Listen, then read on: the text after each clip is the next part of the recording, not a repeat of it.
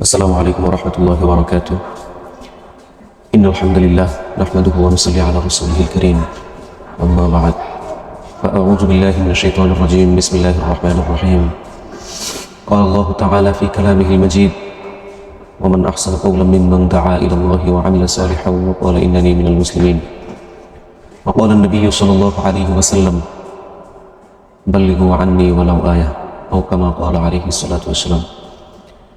সুপ্রিয় শ্রোতা মণ্ডলী, আইম্মায়ে হাদিস অর্থাৎ হাদিসের ইমামদের মধ্যে ইমাম তিরমিজি রহমতুল্লাহি আলাইহির নাম বিশেষভাবে উল্লেখযোগ্য এবং তার অনবদ্য সৃষ্টি হচ্ছে শামায়েলে তিরমিজি। নবী করিম সাল্লাল্লাহু আলাইহি ওয়াসাল্লামের জীবন ব্যবস্থা, নবী করিম সাল্লাল্লাহু আলাইহি ওয়াসাল্লামের বাহ্যিক আকার আকৃতি, তার সূরত ইত্যাদি এই কিতাব এই শামায়েলে তিরমিজিতে তিনি উল্লেখ করেছেন, যেটি তার অনবদ্য এক কীর্তি। প্রিয় শ্রোতামণ্ডলী, আমরা এই ভিডিওতে ধারাবাহিকভাবে আমরা নবী করিম সাল্লাল্লাহু আলাইহি ওয়াসাল্লামের বাহ্যিক আকার আকৃতি, তার সৌন্দর্য ইত্যাদি সম্পর্কে আমরা জানব। প্রথমে আমরা ইমাম তিরমিজি রহমতুল্লাহি আলাইহি সম্পর্কে কিছু জেনে নিই। ইমাম তিরমিজি রহমতুল্লাহি আলাইহির নাম হচ্ছে মুহাম্মদ, তার পিতার নাম হচ্ছে ঈসা। তাহলে আমরা বলতে পারি তার নাম মুহাম্মদ ইবনে ঈসা তিরমিজি। তিনি 209 হিজরিতে তিনি জন্মগ্রহণ করেন এবং 279 হিজরিতে তিনি ইন্তেকাল করেন, অর্থাৎ মৃত্যুর সময় তার বয়স হয়েছিল 70 বছর। শামাইল শব্দটি শামিলাতুনের বহুবচন, এর আবিধানিক অর্থ হচ্ছে স্বভাব, চরিত্র ইত্যাদি। শামাইলে তিরমিজির মধ্যে হাদিসের সংখ্যা বিভিন্নজন বিভিন্নভাবে বর্ণনা করেছেন। শেখ মোহাম্মদ আওয়ামার তাহকিকিত নুসখায় হাদিসের সংখ্যা হচ্ছে 415টি। শেখ আব্দুল আলী কোশাক তাহকিকিত নুসখায় হাদিস সংখ্যা 402টি এবং শেখ ইয়াদ খালেদ তাব্বাবের তথ্য অনুযায়ী 55টি অধ্যায়ে হাদিস সংখ্যা প্রায় 400টি।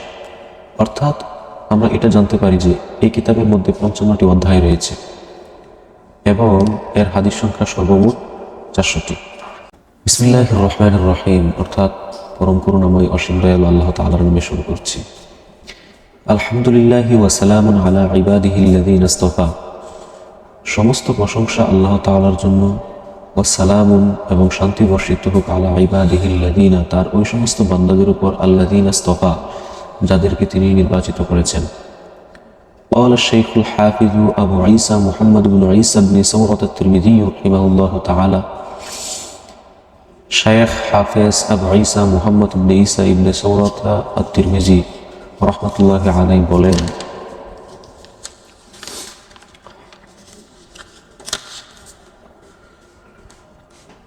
أخبرنا أبو رجاء قتيبة بن سعيد عن مالك بن أنس عن ربيعة بن أبي عبد الرحمن عن أنس بن مالك رضي الله عنه أنه سمعه يقول: كان رسول الله صلى الله عليه وسلم ليس بالطويل البائن ولا بالقصير ولا بالأبيض الأمهك ولا بالآدم ولا بالجعد القطط ولا بالسبط، بعثه الله تعالى على رأس 40 سنة، فأقام بمكة 10 سنين وبالمدينة 10 سنين، وتوفاه الله تعالى على رأس 60 سنة، وليس في رأسه ولحيته 20 شعرة بيضاء।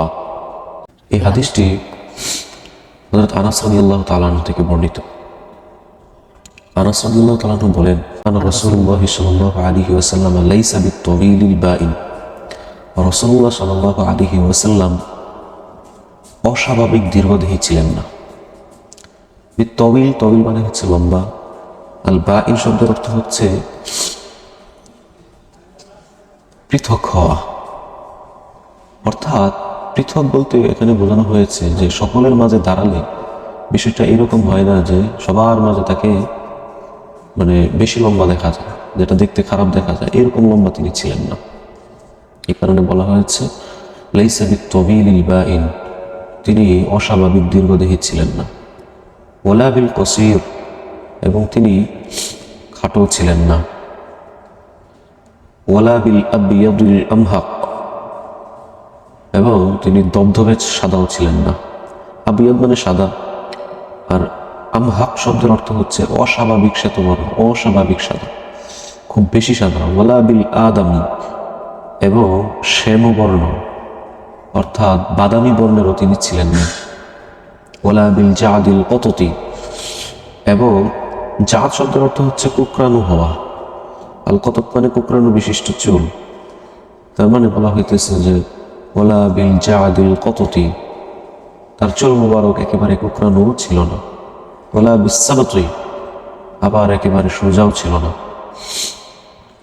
সামতু শব্দের অর্থ হলো সোজা হওয়া, লিকলিকে হওয়া, মানে যেটা একেবারে সোজা লিকলিকে, এরকম ছিল না। বাআসাহুল্লাহু তাআলা আলা রাসি 40 সানাতান, আল্লাহ তাআলা তাকে 40 বছর বয়সে নবুয়ত দান করেছেন। ফাআকামা বিমাক্কাতা 10 সিনিন, তিনি মক্কায় ছিলেন 10 বছর। ওয়া বিমাদিনাতি 10 সিনিন, এবং মদিনায় ছিলেন 10 বছর। ওয়াতাওয়াফাহুল্লাহু তাআলা আলা রাসি 60 সানাতান, আল্লাহ তাআলা তাকে 60 বছর বয়সে ওফাত দান করেন, অর্থাৎ নবী করিম সাল্লাল্লাহু আলাইহি ওয়াসাল্লাম 60 বছর বয়সে ইন্তেকাল করেন।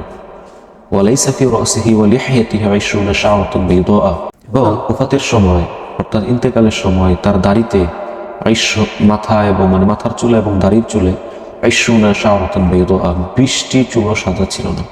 অর্থাৎ নবী করিম সাল্লাল্লাহু আলাইহি ওয়াসাল্লাম ইন্তেকালের সময় তার পাকা চুলের সংখ্যা ছিল খুবই কম। এই হাদিসের মধ্যে বলা হয়েছে নবী করিম সাল্লাল্লাহু আলাইহি ওয়াসাল্লাম 60 বছর বয়সে ইন্তেকাল করেন। অথচ প্রসিদ্ধ রেওয়ায়াত অনুযায়ী আমরা বুঝতে পারি যে নবী করিম সাল্লাল্লাহু আলাইহি ওয়াসাল্লাম নবুয়ত প্রাপ্তির পর 13 বছর মক্কা এবং 10 বছর মদিনায় অবস্থান করেছেন। এই 63 বছর বয়সে তিনি ইন্তেকাল করেন। তাহলে এক রেওয়ায়াতে 63 বছর, আরেক রেওয়ায়াতে হচ্ছে 60 বছর। তাহলে দুইটা রেওয়ায়াতের মধ্যে দ্বন্দ্ব, এই দ্বন্দ্ব সমাধান করার দরকার। রাসূল করিম সাল্লাল্লাহু আলাইহি ওয়াসাল্লাম 40 বছর বয়সে নবুয়ত লাভ করেছেন, কিন্তু রিসালাত লাভ করেছেন আরো 3 বছর পর। অর্থাৎ তাকে নবী হিসেবে আল্লাহ তাআলা 40 বছর বয়সে নবী হিসেবে তাকে নবী প্রেরণ করছেন, কিন্তু তাকে রিসালাত রসুল হিসেবে প্রেরণ করছেন আরো হচ্ছে 3 বছর পর। সুতরাং নবুয়ত প্রাপ্তির পর মক্কায় 13 বছর অবস্থান করেছেন, আর রিসালাত লাভ করার পর মদিনায় 10 বছর অবস্থান করেছেন। দ্বিতীয় আরেকটা উত্তর হইতে পারে, আরবরা সাধারণত ভগ্ন সংখ্যা বাদ দিয়ে গণনা করে, থেকে 3 বাদ দিয়ে 10 উল্লেখ করা হয়েছে।